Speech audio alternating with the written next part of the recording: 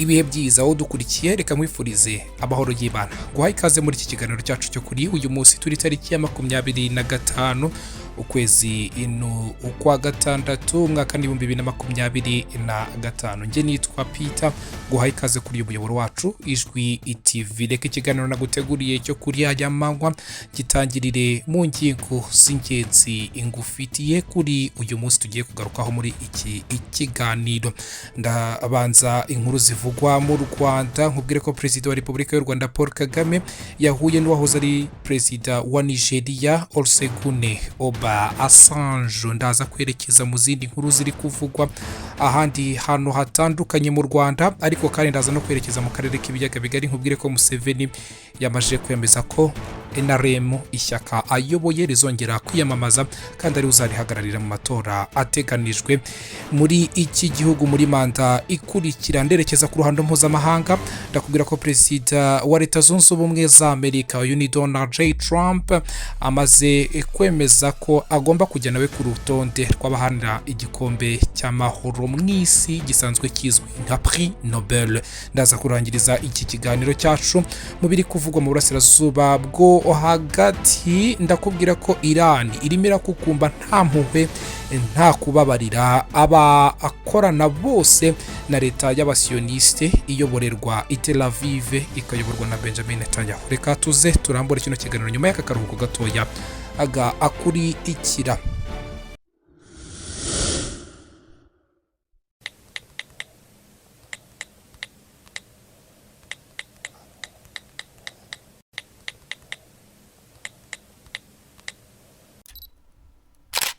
Perezida wa Repubulika y'u Rwanda Paul Kagame yakiriye Olusegun Obasanjo wabaye Perezida wa Nigeria. Bagiranye ibiganiro ku ngingo zitandukanye zirimo izirebana n'aka karere ndetse n'ibindi by'ingenzi ku mugabane wa Afrika ndetse no mu isi muri rusange. Ibiro bya Perezida wa Repubulika y'u Rwanda byitwa Village Urugwiro byatangaje ko Perezida Paul Kagame ndetse n'uyu wahoze ayobora igihugu cya Nigeria Olusegun Obasanjo bahuye mu masaha y'umugoroba wo ku itariki ya 24 z'ukwezi kwa Kamena umwaka wa 2025. Olusegun Obasanjo ni umwe mu bahuza bashyizweho n'umuryango wa Afurika y'Iburasirazuba EAC n'uwa Afurika y'Amajyepfo SADC kugira ngo bafashe igihugu cya Repubulika Demokarasi ya Kongo kumvikana bashakire hamwe icyagarura amahoro n'umutekano muri iki gihugu cya Repubulika Iharanira Demokarasi ya Kongo. Ubu buhuza bwitezwe mu gihe mu gihugu cya Katari hakomeje ibiganiro bihuza leta y'Kinshasa n'ihuriro AFC M23 bahanganiye muri Kivu zombi z'amajyepfo n'amajyaruguru bigamije guhagarika intambara imaze imyaka 3 ihanganishije impande zombi no gushakira hamwe ibisubizo ku mpamvu umuzi zateye amakimbirane bamazemo igihe kitari gitoya. Uyu wahoze ayobora igihugu cya Nigeria Olusegun Obasanjo wayoboye muri manda ebyiri. Ubwa mbere yayoboye mu mwaka wa 1976 kugera mu mwaka wa 1979 ndetse no hagati y'umwaka wa 1999 kugera mu mwaka wa 2007. Ni umwe mu bagabo bafite ubunararibonye ku mugabane wa Afurika ukunze kwitabazwa mu kumvikanisha ijwi ry'uyu mugabane ku ngingo zitandukanye. Unyemerere kandi impindure ingingo. Mu Rwanda niho nkiri ndakubwira ko inzobere mu mateka na politike ya Afrika uyu ni Professor Patrick Lochi Otino Lumumba yagaragaje abantu bitiranya imiyoborere ya Perezida w'u Rwanda Paul Kagame n'igitugu nyamara ibigamije guha abantu umurongo muzima kugira ngo bajyane mu rugendo rwo guteza imbere igihugu nta nomwe usigaye inyuma. Mu kiganiro The Long Forum n'umunyamakuru Usani Ntayombya uyu mu Profeseri Lumumba yabashijwe niba yashyira Perezida Kagame ku rutonde rw'abaharanira impinduramatwara ya Afrika nka Nelson Madiba, Mandela, Julius Nyerere na Patrice Lumumba. Asubiza ko yamushyiraho bitewe n'ibikorwa by'indashyikirwa yakoreye igihugu cye cy'u Rwanda. Profeseri Lumumba yagize ati cyane rwose kandi unyumvise mvuga kuri Perezida Paul Kagame kenshi cyane ku rwego rwa Afurika. Mvuga ko Perezida Kagame mu bihe bigoye cyane yashoboye kurema ahantu hatumye ibikorwa bya sosiyete biba mu buryo bwuje ikinyabupfura akenshi. Umunsi umwe Profeseri Lumumba yari mu nama mu gihugu cya Nigeria, nk'umwe mu bari kugeza ijambo kubitabiriye. Perezida Kagame yayitabiriye nk'umushyitsi mukuru. Muhammadu Buhari wayoboye iki gihugu cyo muri Afurika y'Uburengerazuba bwa Afurika nawe yari ahari. Profesor Lumumba yasobanuye ko mu gihe yavugaga ijambo, umwe mu bari bitabiriye iyi nama yarahagurutse ati ushyigikira abanyagitugu. Mu kumusubiza amugaragariza ko yitiranya igitugu n'imiyoborere yo guha abantu umurongo muzima. Ati naravuze nti ntabwo nashyigikira umunyagitugu, abo nshyigikira ni abashyira abantu ku murongo, kandi ntekereza ko icyo kigaragaza uko abantu bihutira guca imanza. Uko mbibona, Perezida Paul Kagame yakoze neza ibyo abayobozi beza nkawe bakwiye gukora. Ubu rero harageze ngo atekereze ku mpinduka, kuko impinduka ari ingenzi kandi ntekereza ko ari urugendo. Profesor Lumumba yagaragaje ko Perezida Paul Kagame yatangiye urugendo rw'impinduka mu miyoborere y'u Rwanda binyuze mu gushyira muri guverinoma abakiri bato, cyane cyane mu rwego rw'ikoranabuhanga n'ububanyi n'amahanga. Ati iyo ndebye abashyirwa muri guverinoma mu rwego rw'ikoranabuhanga mu bubanyi n'amahanga, mbona ko ibyo biri gukorwa. Abanyamateka basuzumye neza babona ko Perezida Paul Kagame yatanze umusanzu, ntiyabura abatesha agaciro imirimo yakoze. Uzahorana abantu badakunda ibyo ukora kubera ko ubikora, ariko ushyize mu gaciro wabona ko yatanze umusanzu mu bihe bikomeye ndetse cyane. Yagaragaje ko mu mwaka w'1994 ubwo u Rwanda habaga jenoside yakorewe abatutsi, abo kwizera guke bandikaga ko u Rwanda rutazongera kubyuka ngo rutere imbere, ariko Perezida Kagame n'abandi basirikare bafatanyije mu rugamba rwo kubohora iki gihugu bara abahinyuje. Profesor Lumumba yagize ati urebye zimwe mu nyandiko ku Rwanda mwaka w'1994 abo kwizera guke babitse u Rwanda ako rutazongera kubyuka. U Rwanda rwarabyutse, ubu ruri ku gasongero k'ibihugu bya Afurika bifatwa nk'icyitegererezo mu iterambere. Ibi rubikesha Perezida umwe rukumbi, Perezida Paul Kagame n'abagenzi be bafatanyije mu ngabo zabohoye igihugu. Yasobanuye ko nyuma ya jenoside yakorewe abatutsi mwaka w'1994 Perezida Kagame yakoze igisa no gufata urupapuro rushya yandikaho gahunda yo kuzahura u Rwanda, akongera akarwubaka, kandi ko nabo bari kumwe mu buyobozi bari bizeye iki icyerekezo. Profesor Lumumba yagaragaje ko ibihugu byinshi bya Afurika bitagira umurongo mwiza nk'uw'u Rwanda, kubera ko abanyafurika benshi bakunda akavuyo, kuko ariko ukabafasha kwijandika muri ruswa n'ibindi byaha, ntibabihanirwe mu gihe i Kigali ho iyi migirire idashobora kwihanganirwa habe na gatoya. Abona ko ibihugu bya Afurika bikwiye kwimakaza imyitwarire myiza, abantu bakagira umurongo muzima w'imikorere. Ati unyura ku kibuga cy'indege cya Kigali i Kanombe ukabona ibintu biri ku murongo, wanyura mu mihanda ukareba uko za rompwe zitunganije ubona biri ku murongo. Nageze Musanze mu ishuri rikuru rya gisirikare n'irya polisi hari ku murongo, ibyo biranezeza rwose. Abajijwe impamvu abayobozi benshi bo muri Afurika batigana imiyoborere y'u Rwanda kandi bayishima, yasubije ko ibyo biterwa n'uruhurirane rw'ibibazo birimo umutwaro w'amateka ya ruswa uba warabase ibihugu byabo ndetse n'ivangura rishingiye ku moko. Yagize ati usanga mu bihugu byinshi hari umutwaro w'amateka, hari komisiyo y'amatora yamunzwe na ruswa n'ivangura rishingiye ku moko, ukazisanga wararohamye mu gishanga, kandi ibyo nibyo biba mu bihugu byinshi bya Afurika. Bazi icyiza bashobora kuvuga ku cyiza, ariko kuziba icyuho kiri hagati y'amagambo n'ibikorwa ntabwo ari iby'abacika intege ako ni akaga. Professor Lumumba yafatiye urugero ku buryo abashaka gushinga ibigo by'ishoramari mu gihugu cy'u Rwanda babona ibyangombwa byihuse, agaragaza ko mu bihugu bya Afurika nta handi wasanga imikorere inoze nk'iyo ngiyo.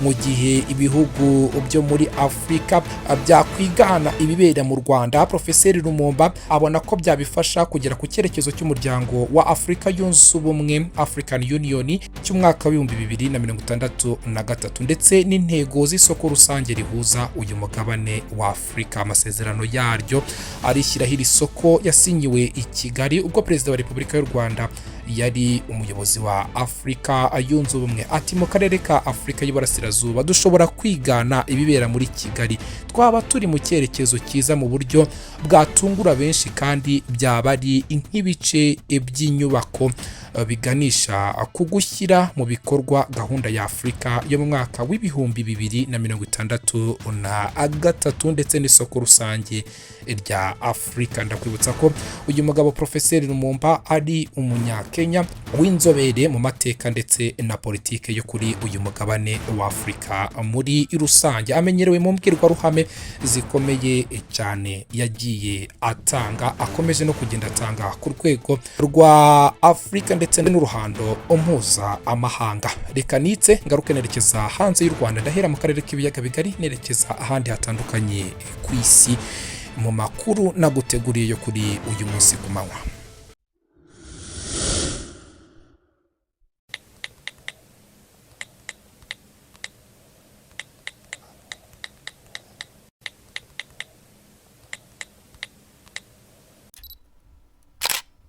Nyibimburire kandi iki gice cya kabiri cy'ikiganiro cyacu mu biri kuvugwa muri aka karere k'ibiyaga bigari nderekeze mu gihugu cya Uganda. Ishyaka riri ku butegetsi mu gihugu cya Uganda ryitwa National Resistance Movement rizwi ku izina ry'impine rya NRM ryatangaje ko Yoweri Kaguta Museveni bihaburwa azongera kwiyamamariza kuyobora iki gihugu nka perezida wa Repubulika. Icyemezo cyo kongera kwiyamamaza kwa Museveni cyatangajwe n'umuyobozi w'akanama gashinzwe amatora muri iri shyaka rya NRM yitwa Atanga Odoyi.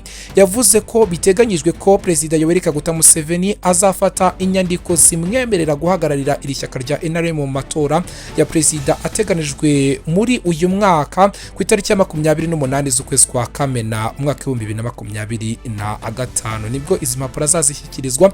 Ati perezida azafata impapuro zigaragaza ko afite ubushake bwo kongera kwiyamamaza ku myanya ibiri, uwa mbere ni ubuyobozi bw'ishyaka, undi ni ukurihagararira mu matora ya perezida mu gihe yaba ahawe amahirwe. Mu gihe Perezida Yoweri Kaguta Museveni yaba agiriwe icyizere n'ishyaka rye, byitezwe ko mu bo bashobora guhangana mu matora harimo Robert Kyagulanyi uzwi ku izina rya Bobi Wine, uyu yahoze ari umunyamiziki muri iki gihugu cya Uganda. Uyu mugabo n'ubundi bari bahatanye mu matora aheruka yo mu mwaka wa 2021 ariko birangira Museveni amuhigitse nta kumubabarira, amutsinda uruhenu muri aya matora yamusubije ku butegetsi uyu musaza Yoweri Kaguta Museveni nkuko abanya-Uganda benshi bakunze kumwita muzeyi. Amatora y'umukuru w'igihugu muri iki gihugu cya Uganda n'abagize inteko ishinga amategeko ateganyijwe mu mwaka utaha mu kwezi kwa mbere kwa Mutarama mwaka 2026. Museveni w'imyaka 80 y'amavuko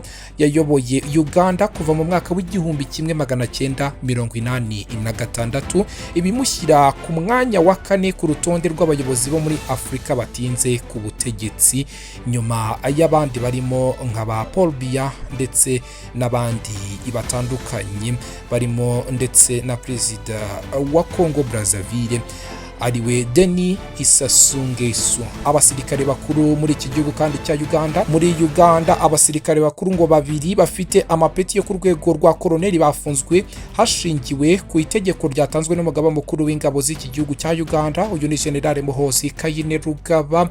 Koloneli Peter Ahimbisibwe uyoboye ishami ry'igisirikare rishinzwe kurwanya iterabwoba na Lieutenant Koloneli Ephraim Byaruhanga uyoboye ishami rishinzwe ibikorwa byihariye bafungiwe muri kasho ya gisirikare Imbuya ku murwa mukuru wa Kampala. Abasirikare batawe muri yombi mu gihe bikekwa ko amashami bayoboye ashobora kuba yaracengewe n'umutwe w'iterabwoba wa ADF ufite ibirindiro mu burasirazuba bwa Repubulika Iharanira Demokarasi ya Kongo. Umwe mu bashinzwe umutekano yasobanuye ko byaketswe ko izi nzego zishobora kuba zaracengewe na ADF ubwo zahaga ubuyobozi bukuru bw'igisirikare amakuru atariyo yatumye ibikorwa byo kurwanya ibikorwa by'iterabwoba by'uyu mutwe muri Uganda bihusha. Yagize ati kimwe muri ibyo byaha nuko amashami yabo yinjiriwe akayobywa agaha ubuyobozi bukuru bw'igisirikare amakuru y'ubutasi atariyo. Ibi byatumye ibikorwa bihusha bitera kwibaza ku bunyangamugayo buri imbere mu nzego z'umutekano z'igisirikare cya Uganda kizwi ku izina rya UPDF. Umuvugizi w'ingabo za Uganda ni Major General Felix Kulayige yasobanuye ko aba basirikare bakurikiranyweho kunyuranya n'amahame agenga imyitwarire y'igisirikare by'umwihariko igisirikare cya Uganda UPDF.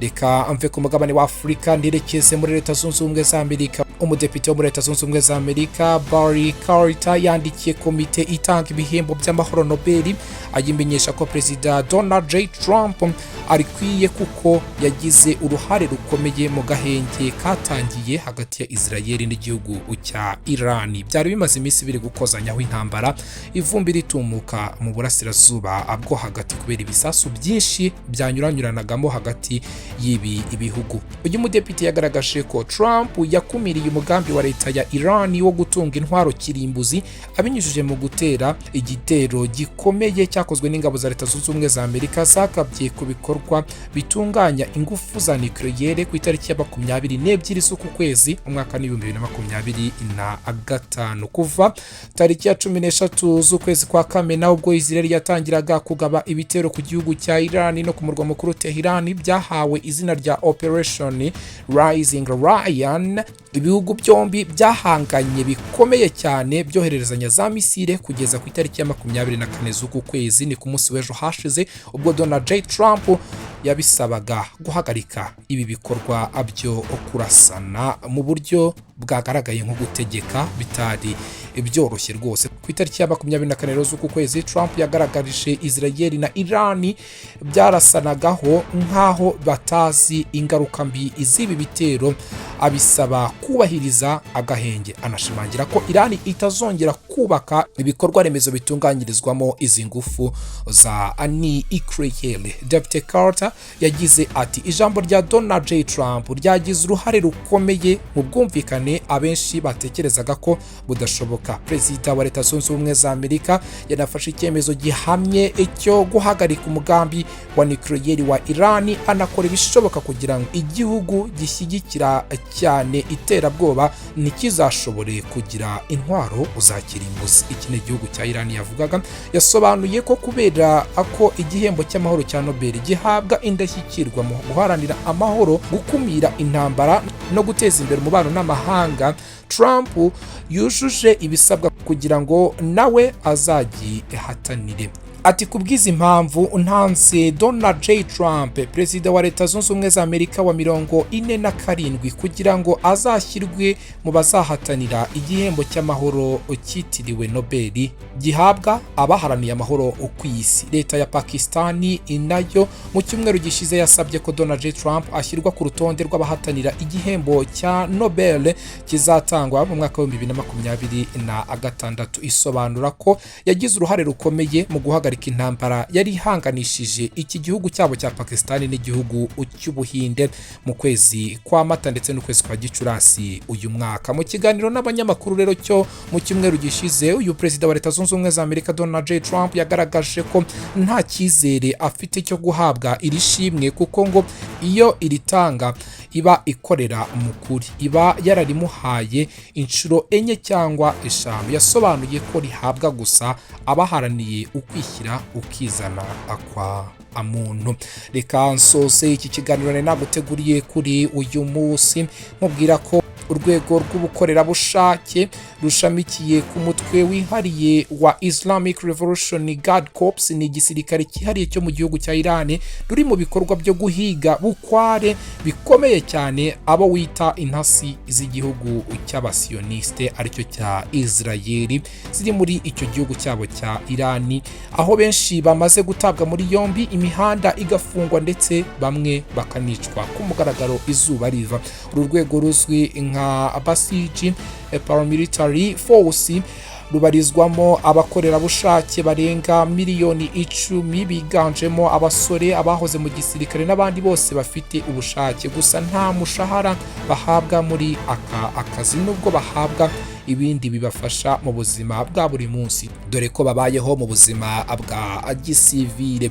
Aba bakorerabushake nibo bafashe iya mbere mu guhiga bukware abafatwa nk'intasi z'igihugu cya Israeli, aho hafashwe benshi mu baturage bafite inkomoko muri Afghanistan batabwa muri yombi. Muri ibi bikorwa imihanda iri gufungwa ndetse hari za bariyeri nyinshi ku murwa mukuru Tehran, mu gihe abagabo babiri Mohamed Amini Muhadafi Shayestani na Majidi Musayebi baherutse bo kwicirwa ku karubanda. Umushinjacyaha mukuru w'igihugu cya Iran Graham Hossein Mohaji yasabye abashinjabyaha bagenzi be gukora ibishoboka byose bagata muri yombi abakekwaho kugira uruhare mu gukorera urwego rw'ubutasi rw'igihugu cya Israel cy'abasioniste ari rwo rwa Mossad. Ati turi mu ntambara, ntabwo twemerewe gutinda gufata ibyemezo, ntabwo twakwihanganira kumara andi mezi 2 cyangwa 3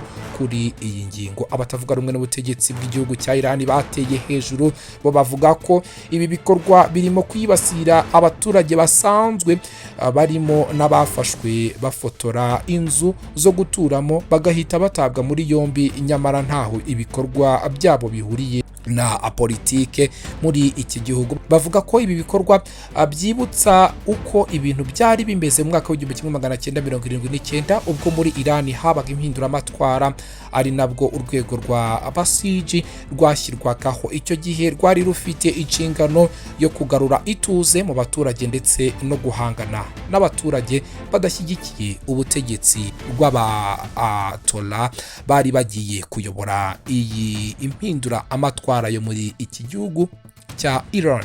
Nyemerera ngushimire wowe twabanye muri iki kiganiro, kwifurize kugubwa neza. Turi tariki ya 25 ukwezi ni Kamena umwaka w'2025. Nge nitwa Peter, mwifurije kugira amahoro n'amahirwe. Uyu muyoboro wacu Ijwi TV turakomeza kugenda tukugezaho ibiganiro bitandukanye, ntucikwe kubana natwe. Ciao ciao, bye. Kefa Advert Producer, gukorera advertisement, kwamamaza bivuga kuri business yawe na documentaire zabiza ubuhamya bwawe cyangwa ku cyari cyo cyose ushaka gukoreraho mwijwi ryiza ry'umwimerere bya kinyamwuga. Nyandikira kuri WhatsApp cyangwa umpamagare kuri nimero zikurikira 0782 82 89 24 78. Advertise with me professionally.